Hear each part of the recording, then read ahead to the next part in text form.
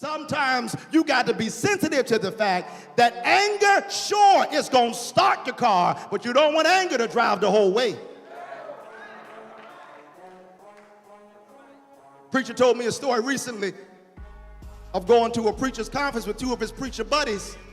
And when they got in the car, they put in the GPS that they were going to this particular convention. They were going to a convention in a particular state. And when they was going to St. Louis, they didn't recognize that there were other St. Louis's in the country. So after 14 hours of driving to a preacher's convention, they ended up in a St. Louis that was not the right St. Louis to where they wanted to be. And when they put in the correct address from the wrong St. Louis to the new right St. Louis, it was 7 more hours drive.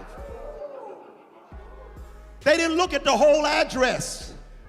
They looked at the first part.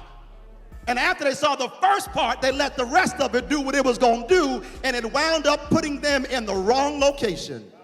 You know, that's just like anger. Because with anger, the first part always feels right. I told them.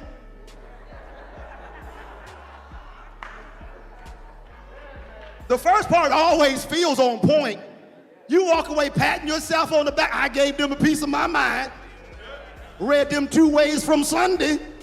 The first part always feels good.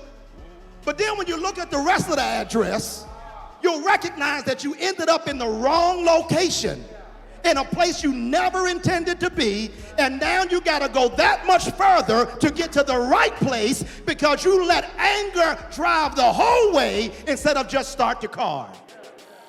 Anger is an action emotion. Anger wants to do something. Imagine it like Congress. A lot of emotions want to sit around talking all day.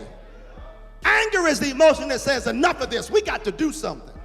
And I celebrate and thank God for that feeling of wanting to do something, because oftentimes that's the thing that gets the other emotions to come on board to get something accomplished. But just because you say we need to do something don't mean you got to be the one to get us to the finish line, because you're going to ride us off the road.